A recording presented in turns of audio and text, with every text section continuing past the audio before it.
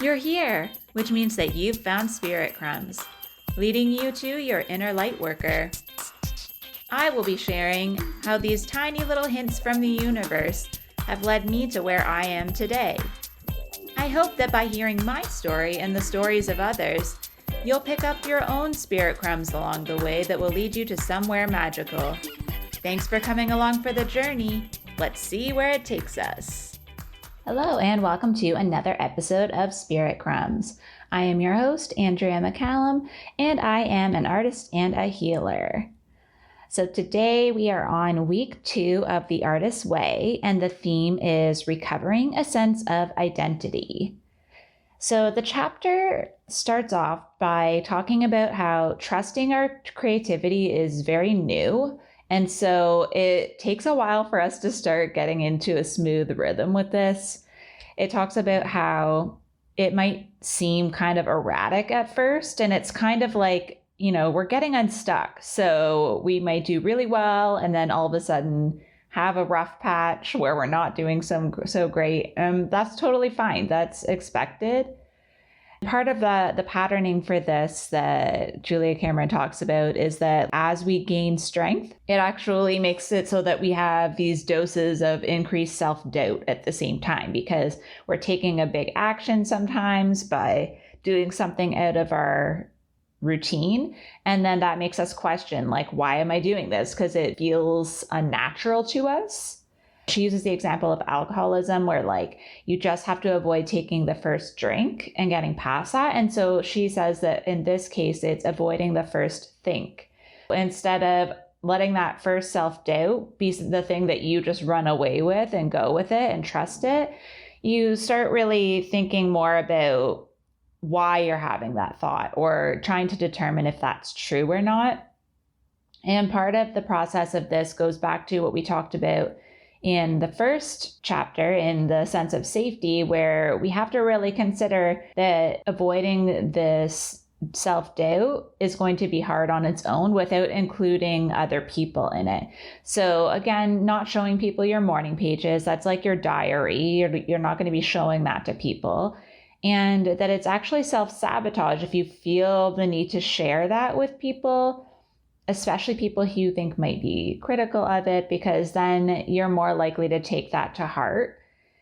It's better to, as she says in this chapter, to have safe companions around. And she calls it toxic playmates, like anybody who would not really be supportive. So anybody who is already a little bit judgmental or critical of other people. Anybody who's negative and becomes poisonous is probably also blocked in their creativity and feeling threatened, because anybody that's genuinely supportive of you and really wants to see you do well and is already doing what they're meant to be doing and feels comfortable with themselves is not going to try to make you feel bad. That's just something that you have to be aware of. And sometimes it's well-meaning doubts. She calls this more subtle sabotage, where somebody starts saying maybe why are you being different? Or just saying do you really think this is going to work out? And it comes across very well-meaning, very subtle again in its tone. It's not somebody just outright saying you're being selfish. That's something that might come up too, where it's more obvious, somebody telling you you're being selfish and you've changed, all of those things. But it's the more subtle ones that you really have to look out for, because they aren't really something that you feel immediately offended by. So it might be something that you start to think sounds more logical because it's coming as a very calm and reasonable question. Something that she talks about a lot throughout the whole book is that the great creator, so whatever you call it, I usually refer to that as source or the universe, but the great creator gifted us creativity. That is a gift that was given to us, and we have to take that as something to honor. We really can't let people squander our time that we're meant to be spending on that, or making us feel guilty for doing it, because it's something that we were given for a reason. We're meant to do something with it. We can also think of ourselves as we take these steps into doing more creative things and following our dreams, that we're actually being an example for others. So we can't let their fears really derail us, because then somebody else that needs to see you doing it won't be able to see it. Something that she says, like a quote from this chapter, is draw a sacred circle around your recovery. Give yourself the gift of faith. Trust that you are on the right track. You are. So this helps you focus a little bit more on the process instead of the end result. It really helps you realize that it is something sacred. Again, it's a gift that was given to you, and you wouldn't be having these dreams if they weren't meant for you. The people that are the ones trying to derail you, she calls crazymakers in this. And so I consider this also equivalent with energy vampires, people who just take away energy from you and prevent you from being able to do what you want to do. And often these, in this particular situation, these crazymakers or energy vampires are sometimes other artists. It can be difficult to really not listen to what they're saying because they may seem to either have more experience or you may see them as someone who's more creative, but they also are very just dramatic people who have a lot of problems and they really want to be the center of attention. So for example, if there's a group of friends, there might be somebody that really demands that everyone else acts like the supporting cast and like they are the star of the show. That's the example she gives here in the book. And this is all about power, right? It's about holding on to the attention and being the person who gets to call the shots. This may really be someone who shows up right when you have a really important deadline or you have something that's going really well for you. They all of a sudden will just show up with a problem that they need you to solve for them, or they may have something that is distracting for you that they know you can't resist. They also will go and do those things like asking you questions that cause you to doubt yourself. That is really common, especially in the first little while, which is why finding a sense of identity is so important before you start sharing with other people. Some of the actions that she lists that these people might do is that they're the ones who break deals and destroy schedules. Everything has to be on their schedule. So if they know that like Monday nights you have a course for painting and they choose one Monday to tell you they have a crisis that they absolutely need your help with, that's somebody who is not going to be very supportive and is probably not great for you to be interacting with a lot when you're in this initial stage of finding your identity and really reclaiming your creativity. Other things such as expecting special treatment, needing you to cater or to them or accommodate them and consider them when you're trying to decide what to do for yourself, discounting your reality or violating your needs, saying things like, I know whatever your boundary might be, you need your own time now, but, and then trying to explain why that comes first, whatever they want.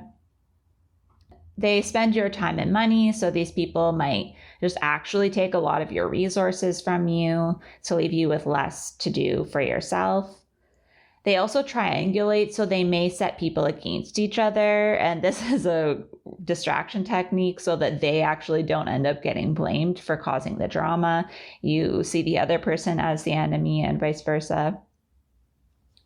They are also expert blamers, and so making something your fault and gaslighting you, even though they're the ones that started it. And people who just are chaotic. So if you live with someone who's a crazy maker, they may know that you need the dining room table to work and you have everything set out, and then they just put all their stuff on top of it. Or if you say you have a Zoom meeting and you need a room to be tidy and you finish tidying it, and then the next day you come home from work expecting to have this space and they've been there all day and they have dishes and stuff all over the place and you don't have much time to clean up. Things like that also are very common. And then they deny actually being the one who's causing the drama. They say that you're just overreacting or that you're being unfair or that you're not seeing that they need your help. Any of those things will come up. But the purpose of us having those people around and keeping those people around is self-sabotage. And because deep down there's that fear that, again, we talked about in the safety episode last, that it's our fear of what might happen if we're able to move forward and we're able to start doing these creative things.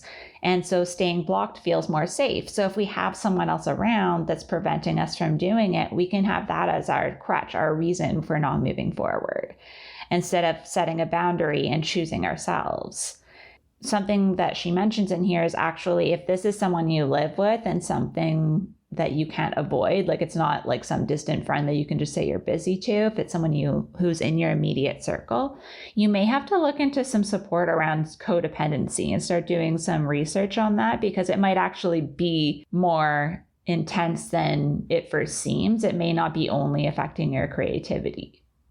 And then skepticism is another, I guess, theme that comes up in this chapter, because it's all about these, like, the secret doubt that we have. So even though we might be trying to say to ourselves or others that we are going to be more creative, we're going to do this thing, if we don't believe that, it makes it really hard to follow through with our actions.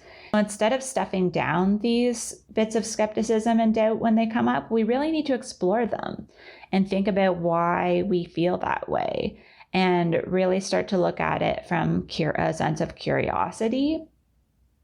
This might start out by, like, you start doing your morning pages and then you see things actually happening that are positive around you. Like maybe you're doing all the right things. You're taking yourself on artist dates. You're feeling the well. You're getting inspired. And then maybe an opportunity comes up or some synchronicities start to happen. And then you say, oh, they're just coincidences, and you don't follow through on them. That is something that might happen if you don't really believe things, if these doubts are coming up and you're trusting them without exploring them. And again, that goes back to not thinking the first think. But once you admit those creative desires out loud and you start to really take action on them, those synchronicities will show up. And as you know, this is called spirit crumbs for a reason. That's actually something that I am the strongest at, I would say, in terms of like manifesting or moving forward or doing something that I want to do.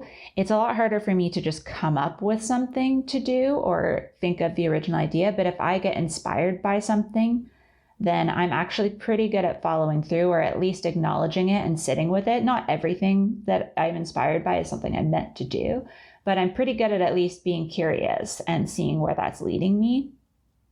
And so letting yourself turn those away, especially when it's an opportunity that comes up, like a class related to something you're talking about or thinking about, and then choosing not to follow through with that, I think those are also self-sabotage, because you know that there's a reason it's showing up. And sometimes it's hard to trust those. The synchronicities, again, might seem more like just coincidences, but we have to realize that, like, it wasn't there yesterday. It's there today after I said I wanted to do this. So maybe there's something there that I need to explore. And it may seem really challenging to do this, but that's like anything that's change, right? Change is always difficult to deal with, whether it's good or bad, because it's asking us to see our life and see ourselves in a new way. So it does take some time to actually find the flow in that, but it's taking that constant action that really makes a difference. For example, like when we're first starting out, we may shut our doors to everything that comes up and really do our best to keep it out because it's scary. But then the more we do inner work, the more this triggers outer change. This is something that she talks about here. And I think if you've done any kind of healing work or any sort of spiritual work where you're actually doing some inner work to change yourself and change your beliefs about yourself, you will see the world around you shifting. And this is just natural that in creativity, this would happen too. When you're choosing to work towards a dream, you really have an opportunity to maybe examine your beliefs, and you don't need to force yourself to change them right away, but just being open-minded and thinking like, what if I do try this? What could possibly happen? And maybe then you will, from seeing to believe, by seeing changes happen, maybe your beliefs will shift, and then it will become more natural to believe the new positive thing instead of the doubts being what we believe first. We may just recognize those as the inner censor, as we talked about in the last episode.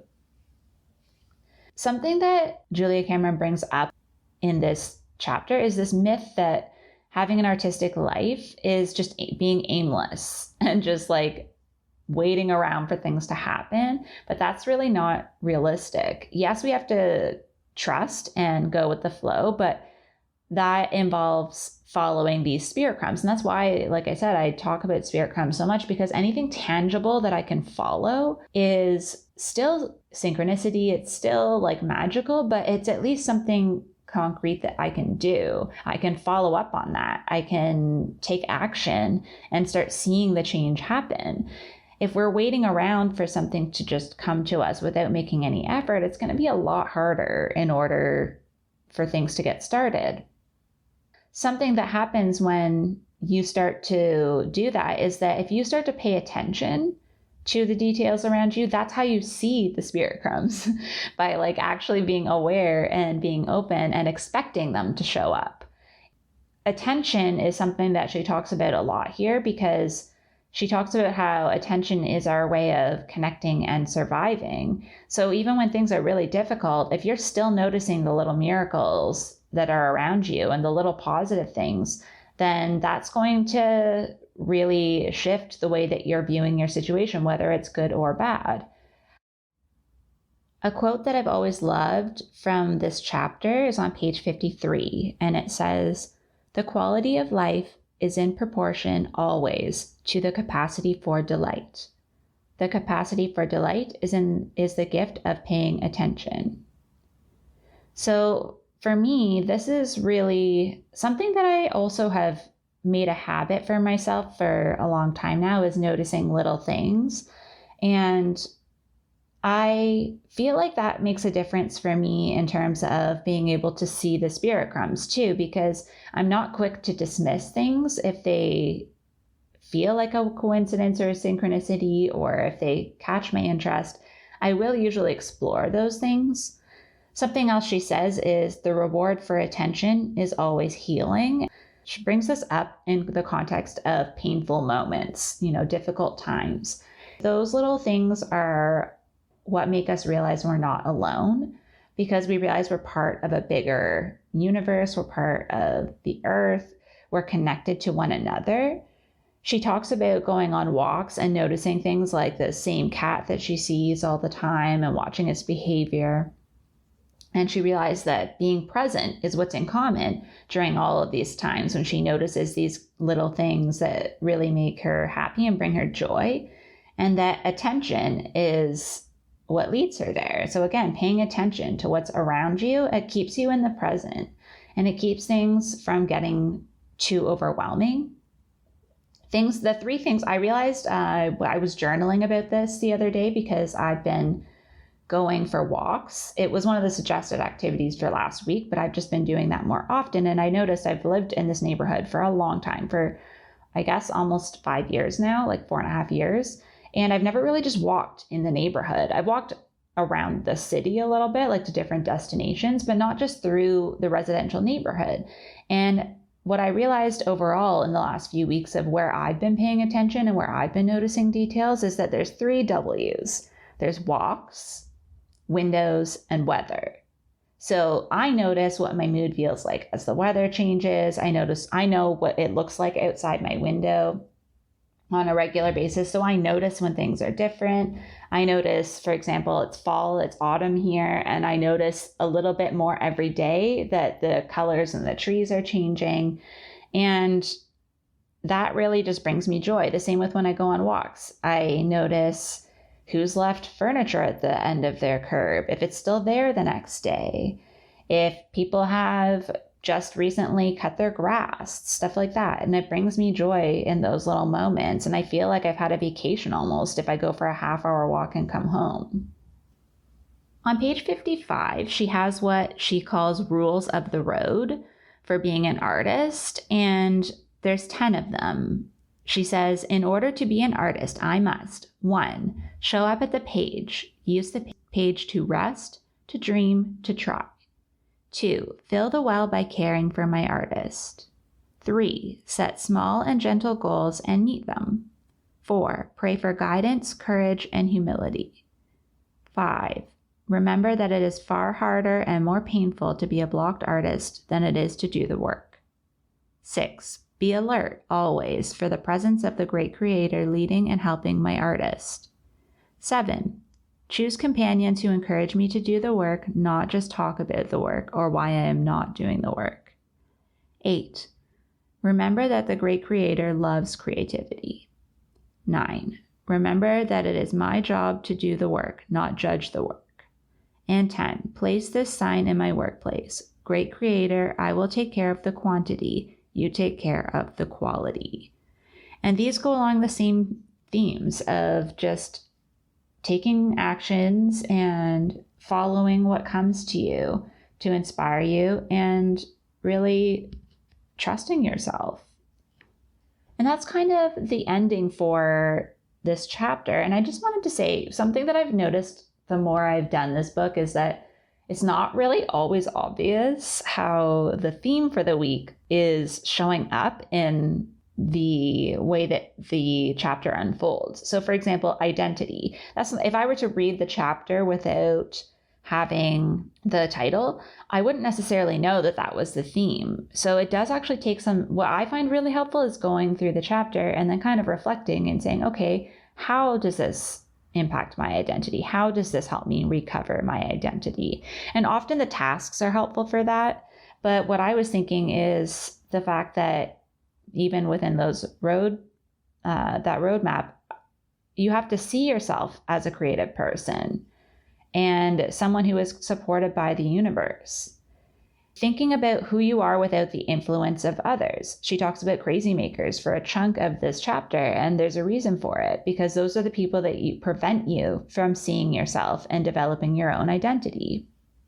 And then seeing where your actions don't support your dreams or don't support your creativity. Though your actions are something that you choose. So why are you choosing to not spend time on that? And then really reflecting and saying, like, which version is true? Which one is the real me? Is it the version that I'm working towards, or this version in the past that really prioritized other people over myself?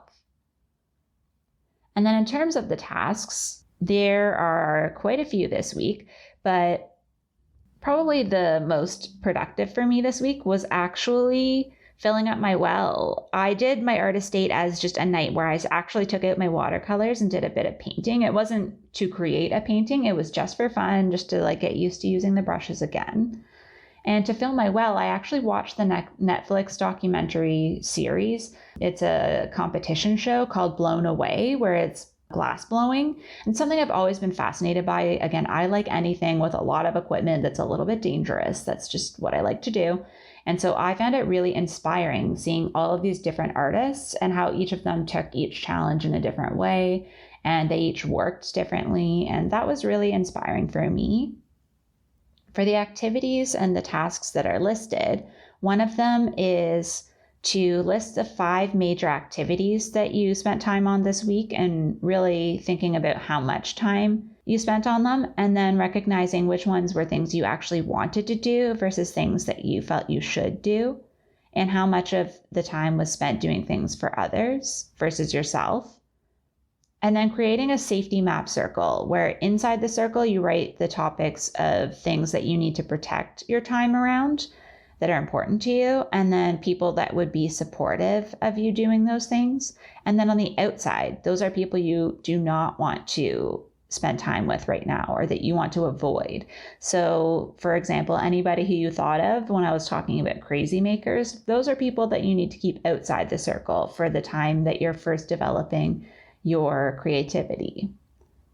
The next activity was to list 20 things you enjoy doing, and then next to them, write down the last time you did them, and then really consider this a good resource for artist dates. One of them is to have 2 items from the list as well that you list as goals, and then take small steps to work towards doing them. And so even little bits of time, even if it means just going out and picking the supplies one day that you need, and then another day reading a little bit about how to do it again. If it's something easy, like if you really like baking cookies, then maybe it is just that you choose a day that you're going to do the baking and make sure you have the ingredients for it. Another one is to review your affirmations from last week and figure out which ones are still giving you the biggest reactions, whether they're feeling more exciting or whether they are ones that still intimidate you a little bit or that you don't feel like you're quite believing. And then writing them each 3 times in your morning pages before you get started. And just maybe starting your morning pages writing about how you feel about them. One of them is really fun too, which is to add 5 more imaginary lives. Now that you've had some time to think about the ones from last week and maybe you've done a few activities to start feeling like you have one of those lives. And then kind of similar to the first one is the life pie, where you draw a circle and split it into 6. And then each piece of the pie has a topic. So spirituality, exercise, play, work, friends, and then the last one is romance and adventure. You put a dot in each of them to show how connected you are to that particular area of your life. So if it's close to the center, it's tiny, it's not something you spend a lot of time on.